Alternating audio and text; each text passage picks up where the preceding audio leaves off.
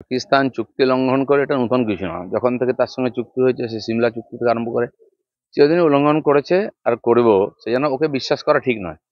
ভারতও যথেষ্ট যোগ্যতার সঙ্গে তার উত্তর দিয়েছে। যেই তুর্কির দ্রোণ ইউজ করে ইউক্রেন রাশিয়াকে কাঁপিয়ে দিয়েছিল, সেই দ্রোণকে আমাদের সেনারা সীমার উপরেই ধ্বংস করেছে, ফিরে যেতে বাধ্য হয়েছে। তো এটা আমরা করতে পারি, দেখিয়ে দিয়েছি। তো সেই জন্য যে পরিস্থিতিতে যুদ্ধ হয়েছে আর যেভাবে যুদ্ধ বন্ধ হয়েছে, দুটো নিয়ে বহু লোকের মধ্যে নানা রকম প্রশ্ন আছে। সরকার এটা নিশ্চয়ই ক্লারিফিকেশন দেবে এবং পরবর্তী কি পদক্ষেপ হবে, কিভাবে এগোনো উচিত বা পাকিস্তানকে কতটা বিশ্বাস করা উচিত, সে ব্যাপারে নিশ্চয়ই চিন্তা ভাবনা করেছেন যারা এক্সপার্ট। আর তার উপরে দাঁড়িয়ে নিশ্চয়ই কথাবার্তা হবে। দেশের লোক পাকিস্তানকে একেবারেই বিশ্বাস করছে না। দেশের লোক যেটা বলছে, এই সুযোগে যদি পাকিস্তান একবারে কোন পাশে, এই সুযোগে আমাদের যে এলওসি পিওকে, যেটা ওরা অধিগ্রহণ করে রেখেছে, জবরদখল করে রেখেছে, এইটা হচ্ছে সুবর্ণ সুযোগ, ছাড়িয়ে নেওয়া উচিত। আপনার কি মনে হয়? নিঃসন্দেহে সারা ভারতবর্ষে যে ধরনের একটা উন্মাদনা তৈরি হয়েছিল আর পাকিস্তানকে যোগ্য শিক্ষা দেওয়ার জন্য সবাই চাইছিল, সরকার সেভাবে স্টেপও নিয়েছিল। তো মাঝ রাস্তায় যুদ্ধ বন্ধ হয়েছে, কেন হয়েছে কি হয়েছে সরকার নিশ্চয়ই সেটা বলবে, পরিস্থিতি জনগণের সামনে তুলে ধরবে। কিন্তু জনতা এখনো চায় যে এই না রহেগা বাঁশ না বাজেগি বাঁশুরি, এরকমই স্টেপ নেওয়া উচিত। বিশেষ করে আজাদ কাশ্মীর যেটা, সেটা তো আমাদের কবজাতে আসা উচিত, আর আসবে, আজ হোক কাল হোক। বিভিন্ন পরিস্থিতির মধ্যে দিয়ে যুদ্ধ শুরু হয়েছে বা দুনিয়া এগোচ্ছে, আর্থিক মন্দা চলছে সব জায়গায় ইত্যাদি, সেজন্য বড় বড় দেশ চাইবে না যুদ্ধ হোক।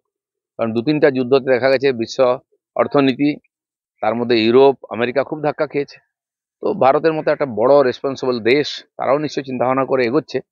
তো সেই সব মিলিয়ে আজকের মিটিং একটা গুরুত্বপূর্ণ বিষয়। কংগ্রেস হঠাৎ করে বলতে শুরু করেছে যে ইন্দিরা গান্ধী যুদ্ধ করেছিলেন, কারোর মতামতের তোয়াক্কা করেননি, কিন্তু মোদি যেই মুহূর্তে ট্রাম্প বলেছে যুদ্ধটাকে থামিয়ে দিয়েছে, অর্থাৎ ইন্দিরা গান্ধী বেশি সাহসী।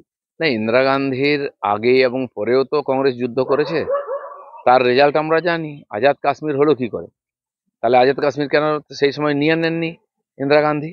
এবং যে ডিমান্ড ছিল পূর্ব বাংলা থেকে যে লক্ষ লক্ষ হিন্দু চলে এসেছিলেন, তার জন্য খুলনা যশোর জেলা নিয়ে নেওয়ার কথা উঠেছিল, কেন নেননি? তাহলে বাংলাদেশের সমাধান হয়ে যেত।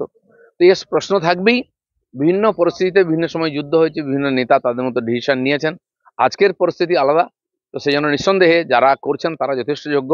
কারণ অটলজি বা মোদিজি যেটা করেছেন এর আগে কংগ্রেস সরকার করতে পারেনি, সেজন্য তাদের উপরে পুরো ভরসা আছে। आगामी दिन ये समस्या प्रश्न समाधान হবে। वो लोग सीज फायर किए हैं, और अभी तक पाकिस्तान के जितना भी टेररिस्ट का जगह है वो सभी को किया गया है। आज एक क्रूशियल लेवल का मीटिंग भी है डीजीएमओ लेवल में, क्या कहेंगे?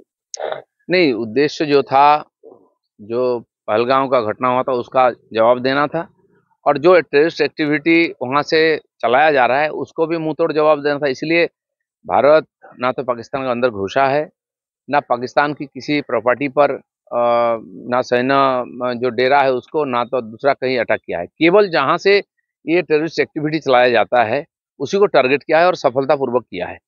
और हम जानते हैं माननीय नरेंद्र मोदी जी का ट्रैक रिकॉर्ड क्या है। सभी का उन पर पूरा भरोसा है, सभी लोगों का उम्मीद भी है कि होगा, और जो भी डिमांड हो रहा है, जो भी बात कर रहे हैं लोग, उन पर भरोसा है इसलिए कर रहे हैं। और सरकार ने भी घोषणा किया है ऑपरेशन सिंदूर अभी पूरा नहीं हुआ है, बंद नहीं हुआ है, और ना तो पाकिस्तान के ऊपर कभी भरोसा किया जा सकता है।